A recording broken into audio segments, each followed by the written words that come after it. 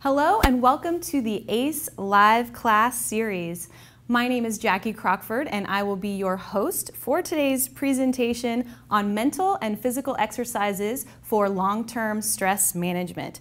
Thank you all for joining us today. I am joined by our presenter, ACE Master Trainer Extraordinaire, Lance Breger. Hi. Nice to see you. Hi, everybody. So Lance, you're joining us, and today we're going to be talking about mental and physical exercises, so we'll be going through those in a little bit. Yeah. But first, let's talk about you and what got you into this part of the fitness industry. So you've been an ACE Master Trainer, you've been a subject matter expert, you've been IDEA Program Director of the Year, but what got you into sort of the wellness side of the fitness industry? Oh, absolutely. It was a combination of my health coach certification from ACE and a trip to the ICU. Okay. I had so much stress as I was the head trainer at a fitness spa and running 2 wellness startup businesses. And that ultimately led me to use my own personal challenges with health and stress to now be the CEO of Infinity Wellness Partners, where I coach CEOs and create wellness programs for their employees. Great. So you're the perfect person to be talking with us today about these mental and physical exercises for the stress that we all go through. So some of these that you're going to be going through are going to be useful for ourselves, but also we hope that you're able to use them for your clients. Right? Oh, absolutely. Right. So again, thank you for joining us. And if you do have any questions for Lance, we are going to be taking some time at the end to answer those live questions. Feel free to type those into your questions box that's on the right-hand side of your viewer if you're watching us live on YouTube. And we'll go through those questions at the end. Lance, I'm just going to hand it over to you. Let's get started. Awesome. Thanks so much, Jackie. Thank you. Hi, everybody. Let's have some fun. And we're going to begin by covering what are our first 5 learning objectives. Our first is we want to make sure that you have the ability at the end of this class to be able to determine when exercise shifts into the fight or flight or stress response. Then we want you to have the ability to coach on 6 different lifestyle factors that impact you and your client's overall stress load. Then we're going to get into the real practical part where we'll be able to help you teach a mental and emotional exercise, as well as we're going to cover 6 different physical exercises that all reduce stress. That sound great? And lastly, yes, you will learn some great information, some awesome exercises, but it's truly our goals that the main objective is that you become the very best professional that you can be from our class today. So let's get into our first little section to introduce the idea of stress.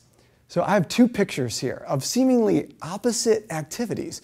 On the left, you see running, and on the right, you see a microphone, like public speaking, the #1 fear in the world. What similarities in the body happen with these 2 completely different activities?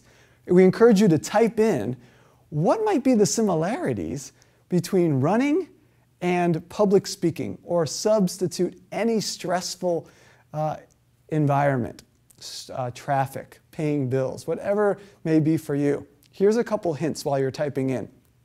Does anything happen with your breathing? Anything happen to your heart rate? How about in your body or your muscles? Anything in the stomach?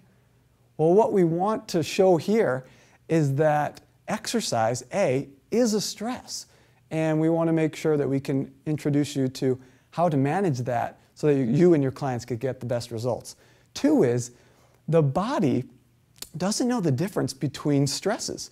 If it's a financial bill, if it's running late to a meeting, if it's traffic, if it's public speaking or through workout, the body will use it all the same. Also, all stress summates. Cold and flu season isn't cold and flu season because the temperature alone. It's all these little stresses that build up. There's more financial stress. There's darker or less sunlight. There's less activity. There's more sugar and caffeine and nutrition. There's less sleep. All these little stresses all summate and unfortunately lead to cold and flu season. So this is what we want you to know is exercise is a stress, and let's figure out where stress actually begins. I love our next slide because it really clearly shows that stress begins in the mind. It's literally how we perceive threats, interactions, events of our life. And when our brain perceives a threat, this can be what we see, what we hear, what we think, what we smell, what we can feel, it will send an alarm system, and in 2 minutes, it will send powerful hormones, which are chemical communicators, to the adrenal glands, which sit right on top of the kidneys. Notice that's in the lower back. So how this is important is we have 2 minutes to put the brakes on stress.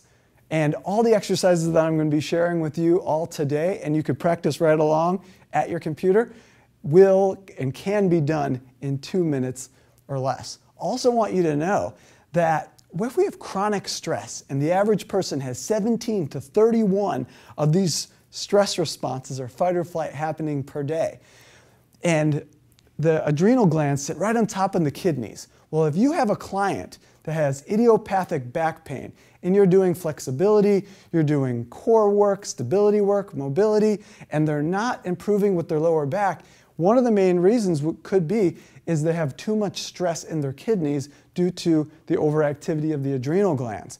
And when an organ is in pain and stressed, it's going to take all the nutrition and blood from the muscles in the area, causing the other muscles in the area to become weak and deactivated. So this may be an area that's really important for you and or your clients with back pain as well.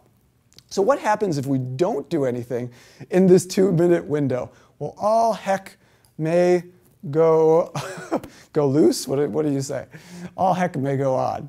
So that means, and we're going to describe that, is the fight or flight response. We have 2 branches of the nervous system. On the right side of the screen, you will see the rest and digest. This is when our body is in cool, calm, and in homeostasis. All of our blood is in the middle of our body, which helps to support our organs and systems do what they want to do. But let's say it's a stressful situation. We are about to public speak, we're in traffic, we got a bill to pay, we're about to speak to someone in conflict or a challenging conversation. Well, it is going to release that powerful HPA axis. So in our previous slide, the hypothalamus talks to your pituitary gland in the brain, which then sends the signal to your adrenal glands to release hormones, which change the function of every single organ in your body. So your brain becomes more impulsive and also left hemisphere dominant, which means you're only going to be able to think logical, linear, mathematical, and do what you've always done, and you can't access your creativity. Your heart and lungs will speed up so you can deliver that energy. Your liver and your pancreas will release blood sugar and triglycerides into your body, and you're also going to stop detoxifying, as well as your digestion will stop. We all know that when we're public speak, we can get a little dry mouth. Well, that indicates you're shifting into a stressed state. And we don't care how good of food that you or your clients are eating. If your digestion is shut down and the wave-like contractions called peristalsis are shut down and you have no saliva, which carry enzymes to help break your food down, your food's going to lay like a brick. It may send wind from the north or south tunnels. You may have bloating, discomfort, and remember, 90% of digestive distress comes from stress. And if you're having a lot of inflammation and digestive distress, similar to the kidneys when they're stressed, if your organs or digestive organs are under stress, they're going to shut down your lower abdominals because they run on the same nerve channel. So you're not going to be able to support your body and activate your core as well with digestive distress. So what our goal is to use the exercises today to cool us down and bring us back into the rest and digest state. That's where your body heals. Really quickly, type in, does your body and muscles particularly grow when we work out in the gym or outside of the gym when we're resting? Go ahead and type that in. The answer is outside of the gym, in the rest and digest, where the exercise would fall into the fight or flight. Okay, let's get into stress in general. So it's not all bad. This is a bell-shaped curve from the American Institute on Stress. You'll notice on the y-axis we have performance. That's in and outside of the gym. And on the x-axis is our level of stress. Initially, you'll notice as stress starts to increase, so does our performance. And there are 6 different stressors. We have nutritional, thermal, physical, psychic, electromagnetic, and chemical, if I didn't already say that. Or I'll type in and let you know what the 6th one was a little bit later.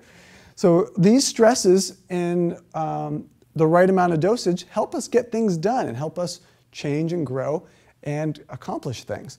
Then there's a peak part, the optimal amount of stress that helps our performance and productivity to be the very best. But if we have too much stress, or the stress is not broken up with enough rest and recovery, we can move into distress. And so how do you know as a fitness professional when a client is moving into distress? Well, one is we're going to use heart rate, and we're going to share that in the next slide, about how you can use an elevation in heart rate above your average that indicates your body's going into an overtraining or stress state. I also like to use an assessment from the book How to Eat, Move, and Be Healthy by Paul Chek. There's some incredible assessments that help identify what is the overall stress load of you and your client, and is it important to do more resting or doing a little bit more stress to gain your results. Also, just easily check in. You can tell by someone's energy, their body posture, and just finding out how their day was if they're in a place of distress. So we want to make sure that using our exercises today, we're going to help our clients stay in that calm and that eustress, the optimal amount. So exercise is a stress when in particular activities. And I think we're all really familiar with the principle of overload. And the principle overload basically says that without overloading and stressing the body a little bit more than it's used to, it's not going to increase fitness, health, strength, endurance, stability, mobility, all these great things that we work with our IFT model. So right here, we're just remembering that we are using exercise oftentimes to get results is by upping the ante with the intensity, with the duration, with the overall volume of the workout.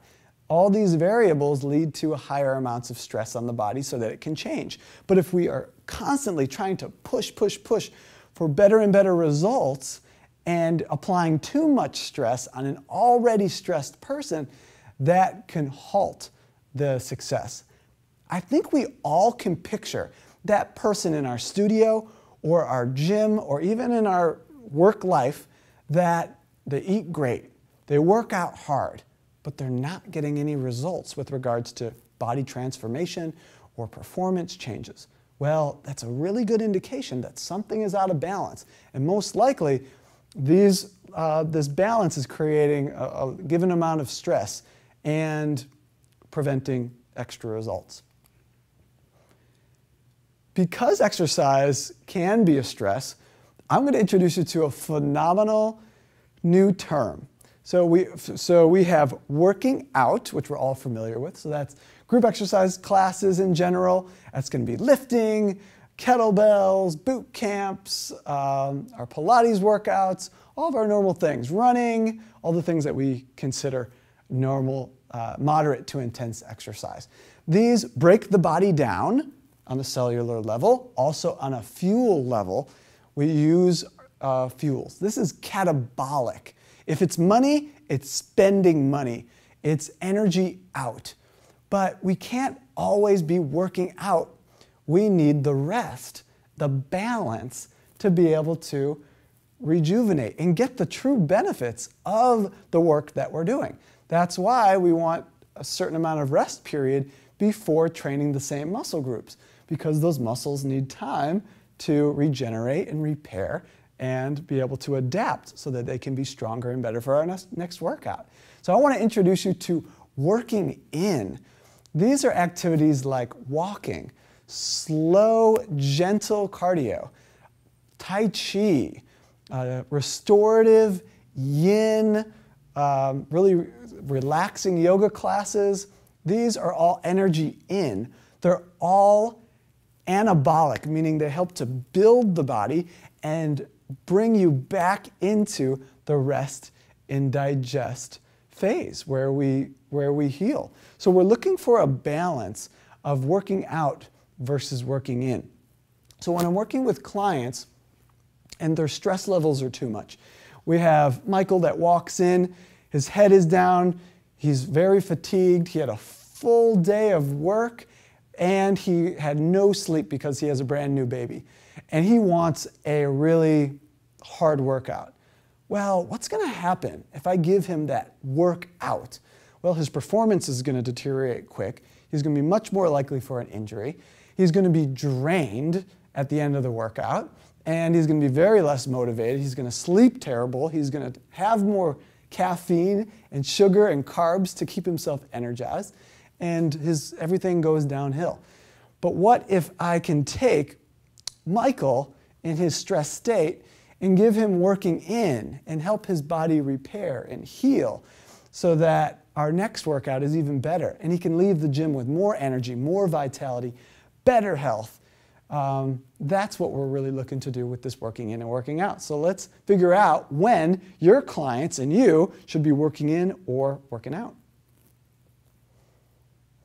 I have 3 different workout readiness tests that I like to use. The first one is probably the easiest one. It's the 1% rule. That means if honestly you check in with yourself or your client and say, hey, can we improve our performance, our strength, our workout at least 1% today? And we've all honestly look in the mirror and know there's those days, then honestly no. I barely have anything in the gas tank. I feel really tired. I'm extra sore, or maybe I don't want to work out. If you can honestly say you can improve your workout and feel up to it, that's a good way to start. But if you or your client can't honestly say you can improve that last workout by 1%, that's a great day to take off or to do these work-in exercises that we're sharing. Another great one that touches on what I mentioned earlier is let's use our overall heart rate. So what I encourage you all to do is we're going to do a resting in bed heart rate. We're going to have you and your clients take your radial heart rate, radial pulse for your heart rate, and get your average heart rate in bed as soon as you wake up. You don't do anything else except open your eyes and take your heart rate. Get the average for your week. If your heart rate goes above 5 beats per minute from your average, it's going to indicate that your body is really moving into an overtraining stress state. If that's the case, that's a perfect day to lighten it up and to do more working in, or consider taking a day off and doing your workout with more gusto and vigor the next day. And our third test we're going to do is what's called a kneeling on a stability ball. And for that, I'm going to invite our professional guest, Sarah Anderson. Hey, Sarah, how are you? Hi. Meet Good. Everybody out there in Everybody. Ace Land. Sarah works with teen girls and women. She is a life and health coach. Where do you see stress fitting into your clients' goals and or their life? I see a lot of girls stress with academic stress, with peer pressure, with society, just life stress in general. So I think the teenage demographic and even into college have a lot of stress that they don't know how to deal with. Yeah, so unfortunately we all can experience stress no matter where we are in the life game and spectrum. Thank you so much for being here and being brave enough to show our upcoming demonstration. Sure. So what we're going to have Sarah do is she's going to perform a kneeling balance on the stability ball. If she can balance, and she can, for 30 seconds without a lot of wiggling around or falling off the ball, it's a good indication that her mind, her body, her neurological system, her core, her vestibular system is all ready to rock and roll for a hard workout. If she can't kneel on the ball for the 30 seconds, it's probably a good indication that she may be a little bit fatigued and tired, and I can turn down the workout. If your client or yourself have never done this exercise, I recommend a lower intensity using a BOSU, that's the half blue ball closer to the floor to do the exercise, or any balance exercise. We always want to do safety first. So I'm going to spot Sarah here. Thanks. Let me do it this way.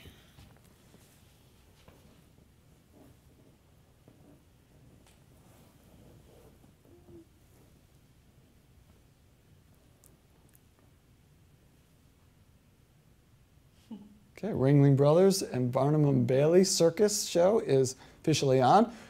We're going to count her for 30 seconds, or maybe less. When you're on the ball, cue your client to keep their eyes focused on one point on the floor, to really straighten up out of their top of their spine, the crown of their head, to draw their belly button in towards the spine and give the ball a little squeeze between the knees. You can also touch the laces of the shoes on the ball for a little bit of balance. She did an awesome job. She can work out today. She's going to get off the ball in a very safe, easy way. Perfect job. So that proves to me and all of you out there in the world that Sarah's body and mind is ready for a good workout. But if that wasn't the case, we could easily turn the intensity down. Thank you so much for helping out. We'll see you a little bit later. Okay, that was not easy. So remember, safety first, and always I'm going to be conservative. So using the BOSU ball or just a normal standing balance challenge, anything to kind of get a good assessment of where your clients are at. So let's say we don't pass any of the readiness tests that we just shared. What are some, and it's time to work in, what are some great guidelines to know that what you're doing is working in? Well, first is you should be able to do working in exercises on a full stomach. When we become stressed, we learn that digestion shuts down. If we are truly working in, this should enhance the digest of the rest and digest. So a great thing to do if you're teaching yourself or clients to work in is to have them have a full meal and then perform the exercises, because they'll be able to understand if they're going too hard, it will then create challenges to their digestion.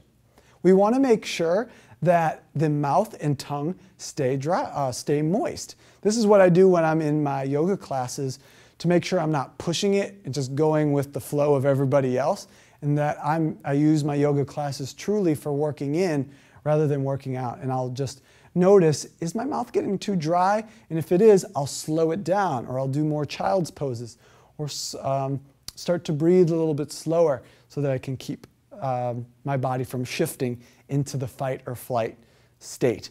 We want your breathing and your heart rate to also stay stable. When those start to increase, you are starting to shift into fight or flight or working out. So it's important to know that any movement, it's really cool, especially as fitness professionals, can be working in. Any exercise movement. So what I'm going to do is teach you another Tai Chi exercise called the energy push. So we want to connect your breathing with your movement. So take a deep breath in, and we're going to push our hands out as we exhale.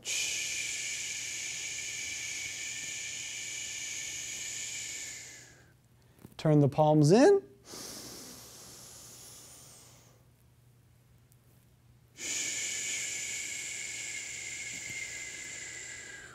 So that could be a cable press, right? Could be a cable row. Movement with breath. We don't want to exhale and keep moving. Want to connect the body and breath together, no matter what is the movement or the exercise. Also, it's going to be important to want to exhale as you're moving towards the fetal position. So an example would be the breathing squat, which we'll show a little bit later. We're going to exhale as the body moves down towards the fetal position, and inhale as we move into extension and out of the fetal position.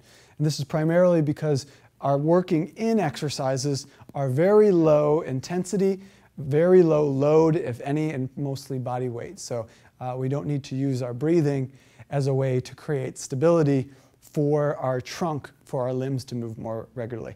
And as little as 10 minutes can give you the true therapeutic benefits of your working in. So there you go. There are our working in guidelines. Okay, next part is our learning objective number 2, which is to give you guys really some awesome coaching tips within somebody's lifestyle, your lifestyle, that can lower overall stress load. Earlier I said that cold and flu season is a combination of little stresses that all summate and ultimately lower our immune system and set us up for our sickness, our illness. So here are 6 different foundational principles that as a wellness coach, I coach with my clients because all these areas, when not in balance, will create a little bit of stress and will ultimately slow down our results. So let's look first at hydration. The body is made up of 70+% and your brain cells are 85% water. I'm going to use this time to get some water myself. So the recommendations are having half your body weight in ounces of water, a minimum of 2 liters per day. I love doing that. So most individuals are chronically dehydrated. The average client is drinking 3 cups of 8-ounce coffee or tea, and it's causing them to become too dehydrated. So it's important to know is let's get their water levels up rather than sports drinks. Your body's not made of soda and Gatorade and Powerade and tea.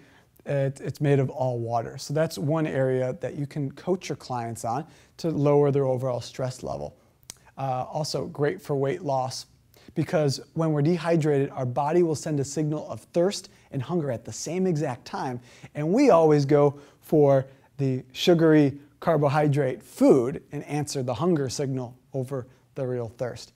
Next is nutrition. If we or our clients are skipping meals, we're eating on the run, and as a personal trainer, that is very common. Not eating mindfully, but in a stressed state. If we're eating foods that inflame us or we're allergic to, if we're eating a lot of fast food or processed foods, too much carbohydrates for our unique biochemistry, these can all be very stressful on the body, especially the blood sugar balance because it's most important for our brain. So we want to make sure that we can coach our clients to optimal nutrition. How about sleep? The average person is getting only 6.5 hours of sleep per night. Well, those that are getting 7 hours of sleep or less are 3 times as likely to get sick. So we are already in a sleep-deprived state. And if our body repairs and heals during rest, but you're not getting enough sleep already, good luck getting the results by continuing to go to CrossFit class after CrossFit class, Bikram yogas, draining yourself with marathon training, and you're not even, our clients aren't even sleeping right. So this is it's free, and it's, you got to remember to respect sleep and the rest part of the equation. So we're looking at promoting 7.5 hours plus of sleep, and especially optimal bedtime is 10 p.m. to 6 a.m. Our body goes through all its physical repair between 10 p.m. and 2 a.m. So clients that are working late or staying up watching TV or internet, and they go to bed at midnight, they lose 50% of their physical repair, which leads to a overstressed client and an inability to perform well and to lose weight. We're talking a lot about movement and exercise. So the two big stressors are over-exercising, too hard, too much, hashtag no days off, that type of thing. Or we have the couch potatoitis, where we're not moving enough, not reaching 10,000 steps. Both of those can be a stress as well. We want to find that balance for our clients and help them understand when they're in a great place. Thinking. We mentioned earlier that stress begins in the mind. And it's estimated by Deepak Chopra that we have 68,000 thoughts per day coming in to this mind of yours. And guess what? 90% of them are negative in orientation, research shows, and you had yesterday. So you're having the same negative thoughts, fears, anxieties, insecurities, day after day after day, which ultimately create a lot of stress on the brain and the body. And especially when we're in a gym setting where there's mirrors and there may be people that are aesthetically more gifted or blessed or farther along in the spectrum, or those that are at a higher fitness level, there can be a lot of negative self-talk and negative ideas that come into our clients' and ourselves' mind in those types of settings. So it's important to know. And then lastly, what you can help coach your clients on, which we're going to help you do soon, is your breathing. We take 25,900 breaths per day, but 90% of them are inverted. When you watch a baby breathe, what moves? Primarily, the tummy expands. But if you watch your clients breathe and yourself breathe, they're breathing from their chests and their shoulders and their mouth, which looks like a fighting or flighting hyperventilative stress state. And we'll share a little bit more about the science around that. So here are your 6 different coaching points for lifestyle that not only help your clients get to their goals faster and more efficiently, but lower their overall stress load. Can you see how this could all add up? You have a client that comes in dehydrated. They didn't sleep well. They didn't have lunch. They've been over-exercising. They're so tired because their mind is just constantly running on all their to-dos. And they're not breathing, or they're breathing too fast. Can you see how this leads to the not an optimal state for working out? And we really need to let them lie on the ground and just breathe for a little while. So now you have the power. First is be your own best client and coach yourself. Be the living example, and then share with your clients as you go along. I like to coach when I was personal training more regularly, at the end of sessions or at the beginning of sessions or during rest breaks, is touching in and asking questions in these areas. Now we're going to move into our practical part of the class. We're going to take you next through the 3rd learning objective, which is teaching you a mental and emotional exercise. Are you guys ready? I am, and let's see if Sarah is, and we'll invite her back to the show. Back. Welcome back. She's back, not in black, but in blue. Well, black and blue. So bad jokes aplenty on this live class. So what does mental emotional exercise mean, first of all? Well, mentally, thoughts. Thoughts lead to emotions. That's emotional. Emotions lead to perceptions. Perceptions lead to action. Action leads to reality. So our thoughts elicit emotions. Good thoughts make you feel good. Negative thoughts make you feel Not so good. And earlier I said we have 68,000 thoughts a day, and the majority of them are Negative. unfortunately. So what we're going to do is use this coin drill to take a negative thought and turn it over into a more positive, goal-affirmative, constructive thought. So every time we have a negative thought, or any thought, it strengthens the connection between the brain cells, and we will have that thought more frequently and for longer. So I mentioned that we have these thoughts, the same thoughts, day after day after day. Well, if we can manage our mind and catch that negative thought and flip it into a positive, time and time again, we then start to strengthen the positive thought, make that familiar, and the negative thought unfamiliar, and then that becomes the dominant thought that we have more regularly and more frequently. So let's use an example from one of your clients. What might be a negative thought that your clients might share with you or state out loud or have in or outside of the gym? I would say a lot of them would think, I'm never going to have the body that I want. Very common, very common. So when doing the exercise, you hear a client say a negative thought, or they're by themselves at work doing their day and they have the negative thought. You're going to pull out the coin with the tail side up and say that again. I'm never going to have the body that I want. Okay, so now what we're going to do is we're going to state the positive, functional opposite of I'm never going to have the body that I want as we turn the coin over to the head side up, or the positive side. So say the positive opposite while turning over the coin. I am grateful for my strong, healthy, confident body. That's awesome. Notice how your energy even just changed saying that. Now, do you think all your clients can 100% believe and say that positive opposite from their heart and truly? No, I think a lot of them wouldn't believe it fully because it's, so extreme. Okay. Yeah. That's very, very common as well. So there you can change and make the statement something that's more realistic. Okay. Or, and you always have the possibility, because between the positive side in the coin and the negative side of the coin always exists the possibility or the potential. So we could have our client say, I have the possibility or the potential to have a healthy, strong, and confident body. Because you always have the potential and the possibility to do anything in this world. So let's try that again. From the top? From the top, the negative thought, and let's do the possibility side. Okay. I'm never going to have the body that I want.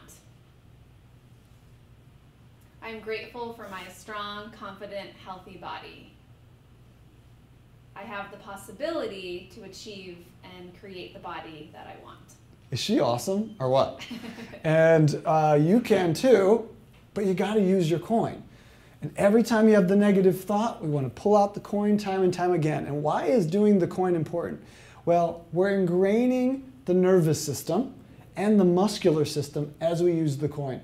It's not necessarily strong enough to just to keep it up in the mind, but to say it out loud, to turn it over, makes it real and creates more muscle memory. Thank you so much. And I'm going to take my coin back because I want to use this a little later today. Okay, now we're going to move into our 6 physical exercises that reduce stress. And I'm going to take a quick sip of water. That's your cue to join the hydration train that we're headed on. So the first exercise we're going to teach is belly breathing. And that was one of the coaching lifestyle points. 25,900 breaths a day, and most of them are from the chest and shoulders. So what I'd like Sarah to do is I'm going to enhance this exercise for her with not by enhancing the slide, but by enhancing with a peppermint organic essential oil, which I'll share a little bit. What we're going to do is give her a drop in her palm. She'll rub her palms together, and she's going to place one hand on her chest and one hand on her navel. And I'm going to begin just by asking Sarah to take some deep, full breaths through her nose. Optimal breathing happens through the nose because it filters our air, it humidifies our air, it twirls our air, and we have nerve endings in the nose that activate the parasympathetic, or the rest and digest nervous system. So by breathing through the nose, anytime you're feeling stressed, either in your mind or in your body, we want to begin by taking nose breaths. Now let's ask Sarah, and she's going to let us know which hand is moving first and most as she breathes.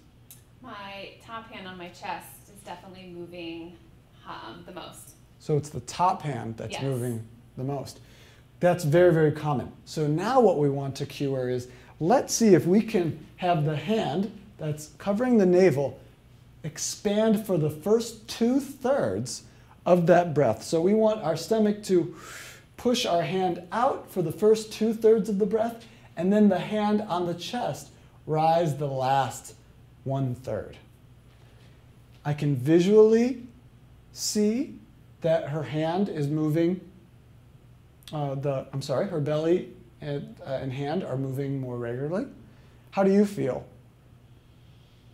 That was a great one. I was in my breathing zone. Oh, sorry. I feel my hand moving on my belly now and just able to get a deeper breath. So the deeper breath means more oxygen, and oxygen is your body's primary nutrient for energy conversion. So if we're taking these shallow breaths, your biochemistry is off, you're going to be fatigued throughout the day, you're going to crave caffeine and sugars and stimulants, be nodding off. So deep, full breaths are going to be important. Let's show you an exercise called slow breathing. We're going to do a 10-second breath. We're going to take only 6 breaths in 1 minute, okay? So exhale all the way out.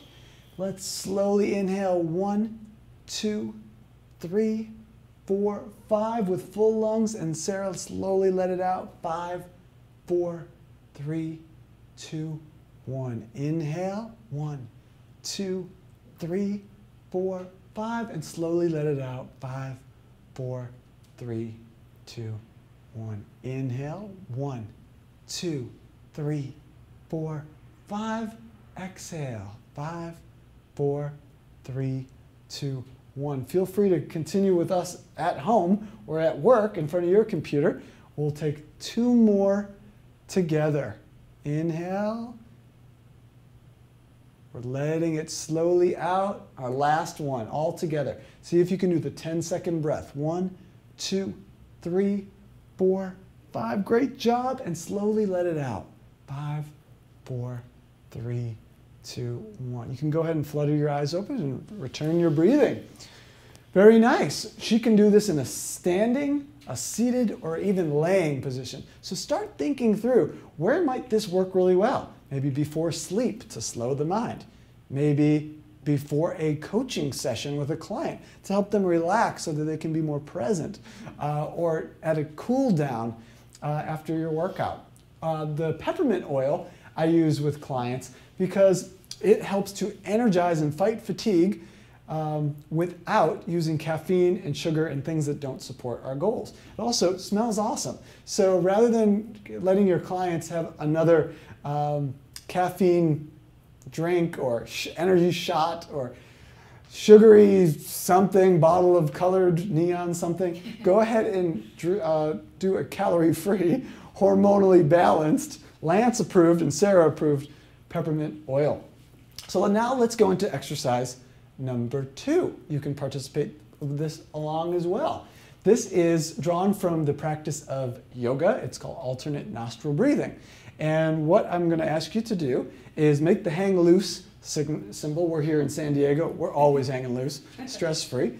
Where you're going to place your right thumb over your right nostril and exhale using your belly all the way out your left nostril. Now, when you're done, inhale back up your right side. Stomach fills. Switch the covering when you have full lungs and exhale now out your left side. I'm sorry, your right side. Inhale back up.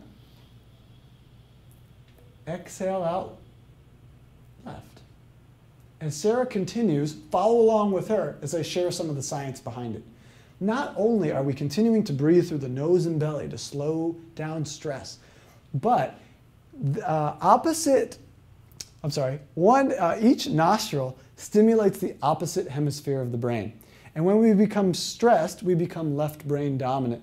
So this is an excellent way to start to activate both hemispheres of the brain. especially for creativity on the right side of the brain, holistic thinking, and things that can help us get creative with overcoming stressful situations or in our own work or health life.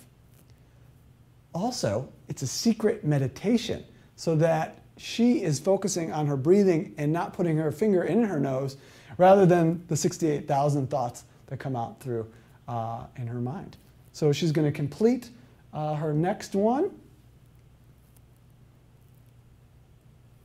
She looks so calm. Should we even stop her? I don't even know.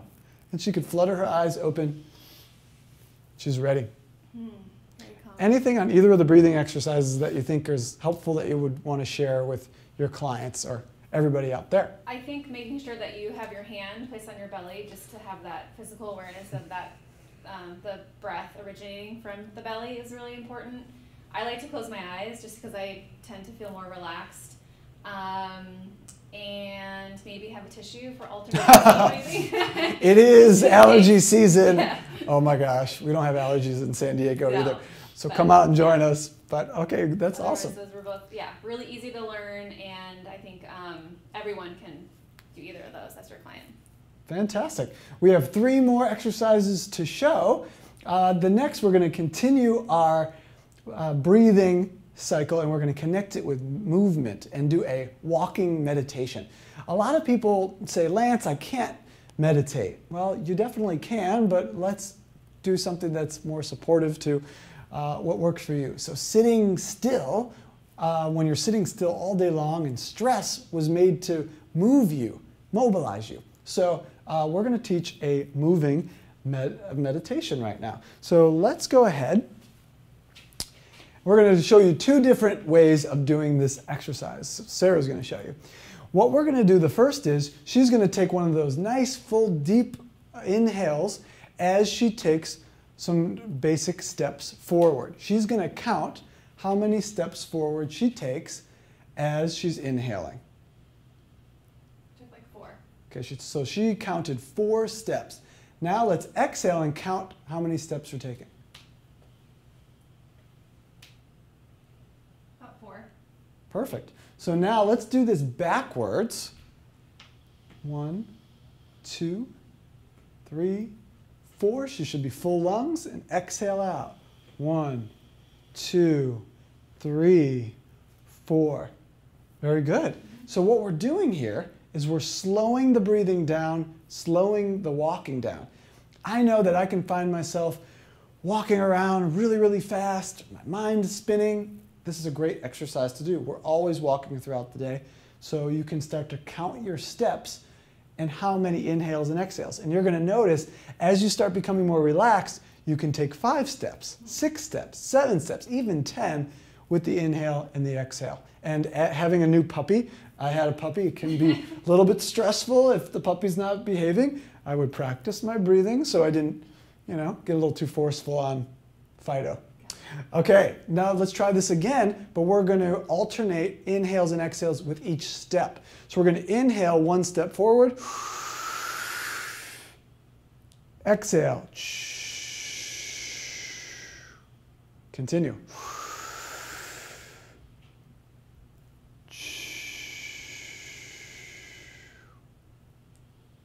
Inhale, exhale. The analogy that I love with this is it's taking 1 step at a time. Rather than trying to do the entire race, your entire life, the entire project, try to reach your entire goal in 1 workout, what about taking just 1 step at a time? Cool. Let's have you just take maybe 1 or 2 more.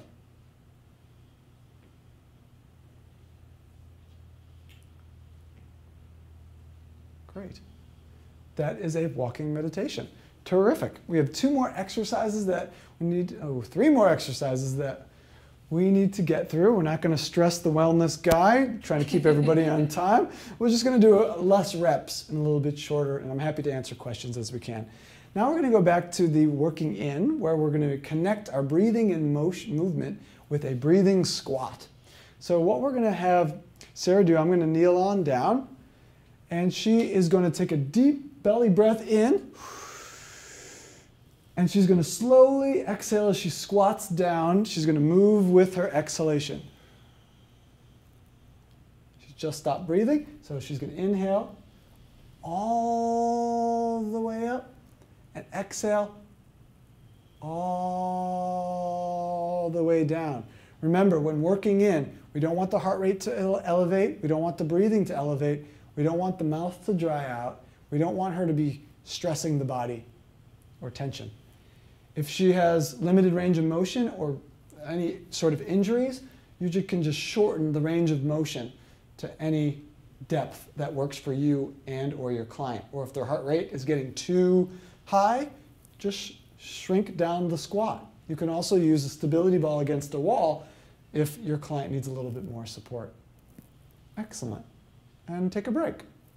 Okay, your workout is done now. We're going to move to more of a relaxation exercise. We're going to move to another exercise drawn from yoga with legs up the wall. So we're going to move to the back part of our studio here. Go ahead and sit down on the floor with your side up against the wall. And scooch on over. Nice. And what I'd like you to do is turn onto your back and put your legs up onto the wall. And as a reminder, you're going to have to use really outdoor voice to be able to communicate to everybody here because they can't see you as much. So legs up the wall is drawn from a yoga exercise. So what do you feel, Sarah, as your legs are up the wall? I feel, is that good? Can you hear me? I feel It's great. a stretch of my hamstrings a little. Mm-hmm. My back actually feels relaxed, and I feel some draining of blood down through my legs. Yeah, I feel good. Excellent. You're looking great. A couple things is legs up the wall is an inversion, which helps to relax the nervous system by turning your body upside down. So blood and lymph can come back to the heart and the brain. This is also another awesome exercise and position to work on our belly breathing. So Sarah can place a hand or two onto the stomach and practice her belly breathing. This is an excellent exercise if you ever need a client that's all up in their mind and need to ground them. It's terrific to do right before bed. You will be tired like that and ready for bed. And also great for post-workout to be able to bring blood back up to the cardiovascular system because it's less stressful to be in this position than upright.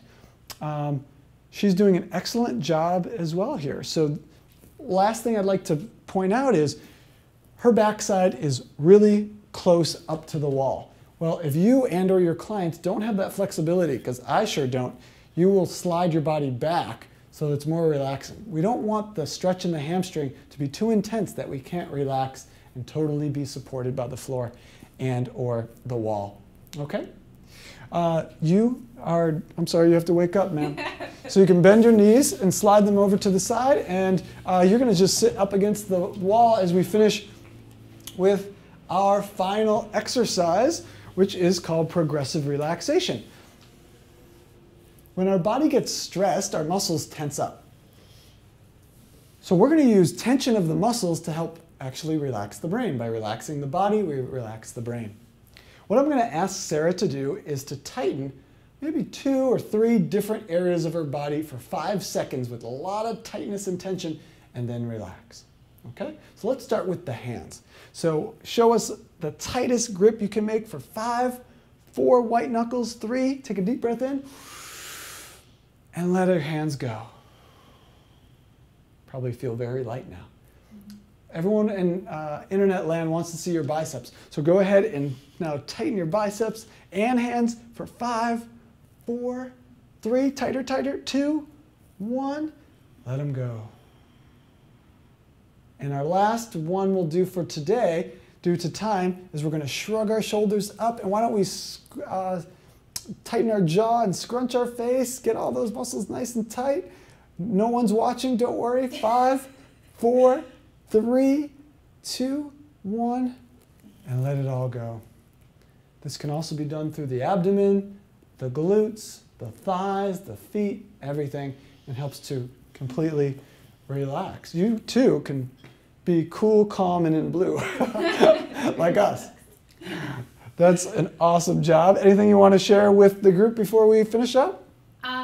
I just feel really relaxed. Like my eyes feel really relaxed. I feel really good in my body. I feel like very present as well. Awesome. So thank you so much for your participation. We all really appreciate it. Work in. Yeah, absolutely. We will see you again. Okay, thanks. So thank you so much for participating in all of our exercises. I want to, before we move to your questions, I'm inviting you all to transform information into wisdom and really make a change in your life and your own life by applying at least one new thing, maybe one of these exercises. Maybe it was one of the coaching points to you and or your client's life for the next 21 consecutive days. Behavior change experts say that if we do the same action and habit for 7 to 21 days, it creates entrainment. And that's what we're here to do. We need to be the living examples. We are the teaching tools for our clients, our industry, and our world. So think it. What's going to be my challenge? Ink it. You'll be 10 times as likely to be able to get those results. So go ahead and good luck on your challenge. I'd love to continue to support you, your clients, anybody in your life in any way that I can. Feel free to connect with me to learn more about stress or answer any questions. And now it's time to share my reference sources. You can get some great information at the ACE Health Coach Manual as well as our personal training manual. And type in any of your questions or comments that you have, and we'll invite Jackie back and read them off. Thank you, Lance. Great job. Thank you, Yeah. Sarah. I was doing those exercises as we're off camera, and I was very relaxed and feeling very You look present good. as well. Yes, I had my working in as you were doing the presentation. So thank you. Thank you, everyone, for joining us and typing in all of your comments and questions. A lot of feedback coming in. So awesome job, guys, staying present and doing. I think a lot of us were doing those exercises Sweet. as well. So it Awesome. sounds like good feedback here. So just a few reminders for you as you're typing in your questions for Lance. We are going to take just a few minutes to do that. You do have the opportunity to rewatch this presentation. I know a few of you were questioning in the chat box. So feel free to rewind at any point. It is on YouTube, so you can rewind to any point that you would like to replay or see the exercises again, and you can do that throughout the day today as this link will stay live. If you would like to purchase CECs for today's presentation, remember you're watching and learning today for free, but if you would like to receive CECs in your MyAce account, you can do that, and I'll mention that later in just a few moments. But again, feel free and type in your questions. So one of the things that I kind of saw a few questions come in, Lance, talking about the movement to breath that you did with the squat exercise.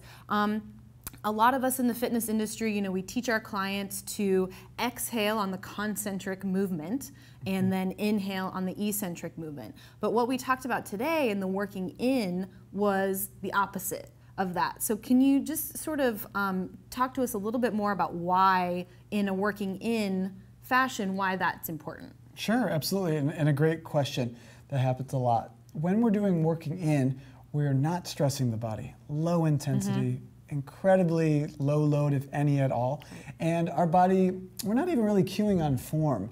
So we aren't going to need as much support and interthoracic pressure to be built up so to be able to lift the heavier loads. When you lift a load that's 20 repetitions or higher, you can actually completely let go of the normal or what we're trained with exhaling through the concentric portion. So that would be one reason. Another resource to check out is Dan Hellman through the Czech Institute has an awesome recorded webinar called Heavy Breathing. So exhalation excites certain actions and muscles in the body, and inhalation excites and activates certain actions and muscles of the body as well. So that will tell you which particular muscles and actions get turned on and turned off. So the idea, we wouldn't want to exhale as we're about to throw a pitch. Shh, that just feels weird. So you inhale through extension, right? And go moving away. So that's why we exhale into fetal, because you don't breathe in as you move into fetal position. Right. So you're actually exciting the muscles as well. So hopefully that answers. Great, yeah, perfect, thank you. So a little bit more along the lines of some of the exercises that we talked about.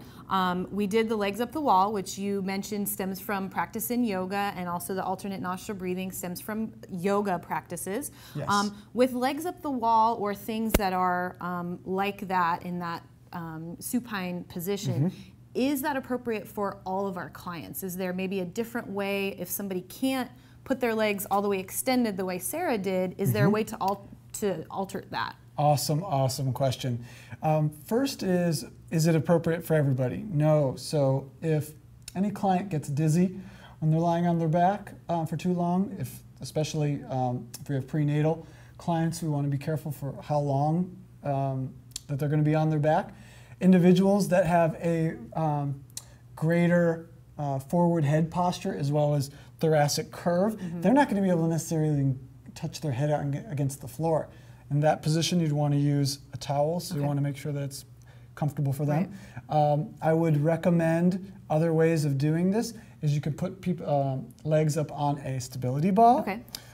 You can have their knees bent and place a blanket or a pillow or roll up a couple towels and put it underneath their hips like they're in a floor bridge position, so that they're a little bit more elevated into that inverse position. So hopefully that does that give you enough? Yeah, I think just a few questions on how to modify that for certain populations. I think that's great. And as you mentioned, just finding a state that is comfortable for that particular client is important. And I just remember, when someone twists an ankle, elevating the legs. So you can be at home elevating the legs on a pillow, like you're in a sofa or something like that, or in bed. Could be another way. It's just elevating on a pillow, even just a little bit to create that inversion. Great, perfect. Thank you so much for all of these questions. Once again, you can go back and review during your time today if you want to rewatch any of the sections. And if you would like to receive CECs for today's presentation, you can use the link that is provided on your screen, acefitness.org/past webinars. We will be sending you a quiz via your MyAce account as well as the recorded version of today's presentation. You'll need to pass the quiz, and then once you do so, you'll receive your 0.1 CECs within your MyAce account. So a few things, we have more people coming in to share with, just as Lance has done today, share with our viewers and our ACE pros about different areas of the fitness industry. So a few mentions of some other live webinars that are coming up. Doing Well While Doing Good is our next advocacy webinar on May 16th, so feel free and join us for that. Also, we have another webinar with one of our master trainers, Sam Berry, and that is Loaded Movement Training for the Golden Years, and that is next month, May 24th. So hope that you can join us again for some of these live presentations. And feel free to keep connecting with ACE. Lance, we're going to be talking with you a little bit more today. Is that right? Great, yeah. Okay, so on Facebook, we will be continuing this conversation about these exercises. Make sure you chat in. We will put a message and a chat box live on our Facebook page, and Lance will be going in to answer any questions that we didn't get to today. So feel free and connect with us via our ACE Fitness Facebook page, as well as a variety of other ways, and feel free to let us know what you thought about today's live presentation. So Lance, thank you so much for joining us today. Thank you. You're Appreciate it. If Thanks, you guys. have any questions, feel free to connect with us, and as always, have a healthy day.